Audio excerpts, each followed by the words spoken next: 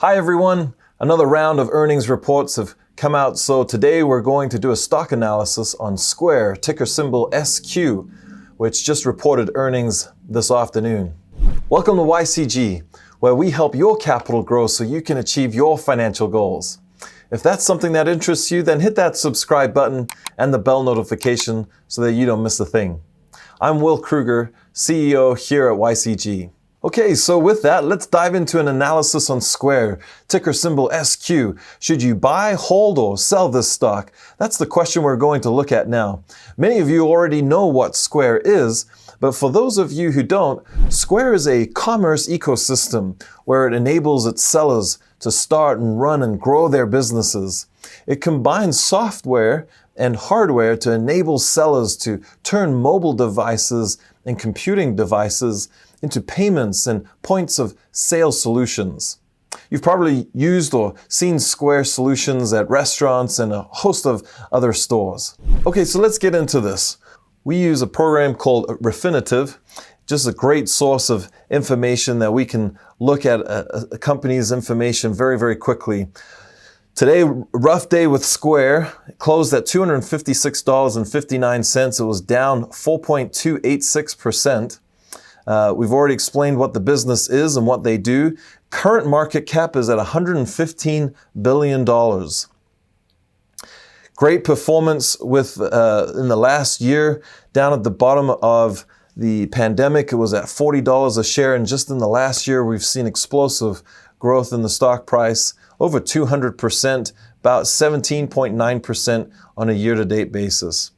What's astounding is the price to earnings ratio currently set at 580 times earnings.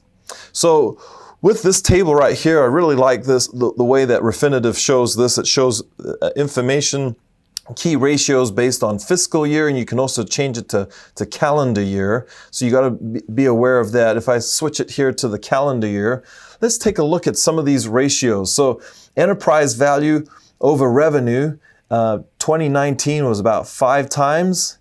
2020, they just reported earnings, and we'll take a look at that in just a little bit, but 14 times revenue. And 2021, 8 times, 7 times, down to 6 times. Obviously, the faster their revenue grows, those numbers will reduce.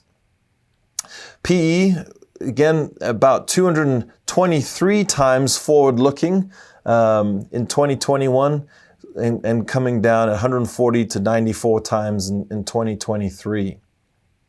Their book value, about 49 and 45 to 34 to 19, going down to 2023. Returns on equity, currently in 2021, forecasted to be about 27 times, 52 times, 119 times, or 119%, I should say, on returns on equity. Revenue. So right now, we've got revenue of about $1.5 billion for 2020. Looking to grow those revenues to $9 billion in 2021. Projected also to be $12 billion, almost $13 billion in 2022 and $15 billion in 2023. We shall have to see. So let's actually get into the news of the stock. So if we come here to news, and they've reported earnings. Interesting side note, they've bought $170 million worth of Bitcoin as part of their cash holding. So following the example of Tesla, news showing that Jack Dorsey, CEO, is doubling down on their commitment to buying Bitcoin. So that'll be an interesting phenomenon there. Okay, so let's check out kind of an earnings summary. This is from Seeking Alpha. Here it gives a good summary of kind of the recent announcement this afternoon. It shows that Square EPS beat by 8 cents. And beats on revenue as well. So Q4 non-GAAP EPS of 32 cents, earnings per share. That was a beat of 8 cents. Interestingly enough, a GAAP EPS of 59 cents, that was a beat by of 59 cents. Revenue came in at $3.16 billion. That's an increase of 141% year over year, and beat on revenue by about 50 million. Shares, however, are down in the aftermarket about 4.5%. So clearly, we're expecting larger numbers from a revenue standpoint. A little disappointing from that standpoint. So let's take a look here as we take a further look at 2020. So here we see that earnings came in at 32 cents earnings per share, and revenues here coming at about 3.16 billion as we reported there. Here over on this side, again, we're looking at, well, I guess we can keep it with fiscal year. EPS expected in 2021 to be 75 cents earnings per share, growing to $1.16 to $1.82. Here we can see some of the peers or competitors of Square. Interestingly enough, here we've got Visa at 453 billion market cap, EBITDA margins of 68%, and this is kind of like a PE ratio where you look at enterprise value over EBITDA, earnings before interest, taxes, depreciation, and amortization. And here you can see 28 times for Visa, 31 times for MasterCard, PayPal at 42 times, and Square at 280 times. So very rich valuation from that standpoint. So let's take a look. And does the price justify this kind of valuation? This is clearly a growth company, and many investors are very excited about Square's prospects, hence the high valuation that we're seeing that I just showed you. We're currently seeing the business clearly reinvesting most of its cash flows back into the business. So to justify paying a steep valuation, the growth story really has to work out. When we look at Square using a Gordon growth formula, which is a method of calculating a price target for a stock, as shown here, it's a moving target with so many variables that are not known. At YCG, we actually like to flip this, where we solve for the discount rate. This way, we estimate what we believe the forward rate of return should be based on today's stock price and decide whether it's a stock that belongs in our portfolios. This is really just a really basic analysis of Square. Unfortunately, we don't have enough time here to cover the kind of depth we go into before making a buy or sell decision. We've mainly focused on the numbers, but calculating valuation is the easy part. If the quantitative side made you rich, there'd be a whole host of accountants and mathematicians as billionaires. If you want to learn more about our entire investment strategy, then we have a video for that, and we'll post the link for that video in the description below. So as you can see, there is a path for Square to be extremely successful and to be a lot larger possibly in the future, but one needs to look at all the risks as well as the potential returns. And in our opinion, you want to know what elements are making a stock look attractive, whether on the growth or value side. And in our opinion, finding businesses that have enduring pricing power with long-term volume growth opportunities are the diamonds in the rough that we're constantly looking for. So here's just a really simple analysis using the Gordon growth formula that we flip around. We've got the Square's stock price, the estimated EPS or the earnings per share going out 3 years and averaging that. And here I've put 80%, so I've adjusted that EPS by 80%.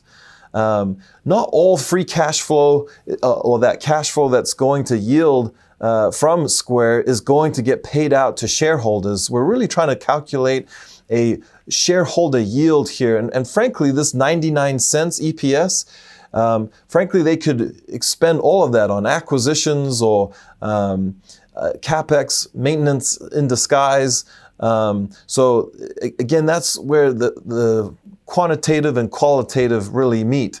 But if we were to take that 99 cents EPS and we calculate the free cash flow yield percentage, it only comes out about 0.4%.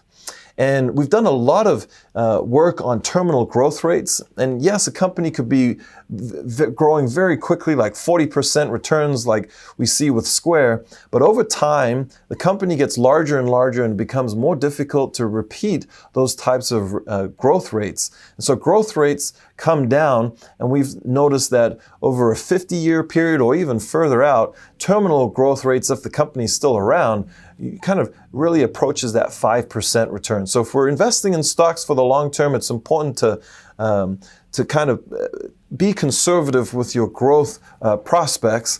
And so it gives you a forward rate of return for Square going out in the very long term at about 5.4%. Again, a lot of the success that comes with Square is going to really come due to the growth side as opposed to the cash flow side of the business. Now, I'm not going to name this stock, but this is a stock in our portfolio. It's an insurance company.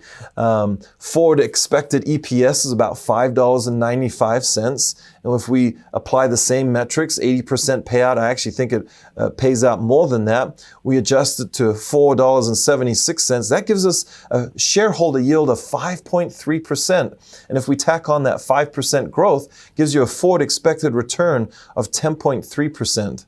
Now, obviously, if we adjust that to 90%, if the company pays out more of its cash flow, that forward expected return obviously increases because of that shareholder yield increasing. It's a good comparison because, again, you want to see where the cash flow is coming. Is it going to come from growth, or is it going to come from the value or the shareholder cash generating power side of the business? And so it's important that we look at both sides. So let's look at multiples here for just a second. This is a spreadsheet that basically shows the EPS. That's the same number for Square. Let's say that EPS actually grew about 18%. You got Facebook and Google still growing. These are mature tech companies still growing at about 18%. So let's assume that EPS grows at 18%, and right now the stock is trading at a multiple of 580 times. We saw that from Refinitiv. The thing that you got to be careful about with investing in stocks on the growth side is, let's say that multiple drops to 120 times, which is still actually a pretty rich valuation. What's interesting here is that growing at 18% with that EPS, it'll take you about 8 years to start to generate positive returns. Again, if we were to just adjust it to what the market's multiple at 35 times, you can see that after 15 years, the stock only starts to become profitable to you. So you have to be aware of what valuation you're buying a stock at. So that becomes very, very important. So what do you think about Square? Is it a buy or a sell right now? What do you think is a good entry price? We'd love to hear your opinions in the comments section below. Thanks for joining us today. Check out one of our other videos, and we look forward to seeing you in the next one. Thanks for watching. The specific securities identified and discussed should not be considered a recommendation to purchase or sell any particular security, nor were they selected based on profitability. Rather, this commentary is presented solely for the purpose of illustrating YCG's investment approach. This video will contain our views and opinions at the time this video was made and are subject to change hereafter. We currently do not have a position in Square. A complete list of all securities recommended by YCG from the preceding year is available upon request. These commentaries may include forward-looking statements which may or may not be accurate in the long term.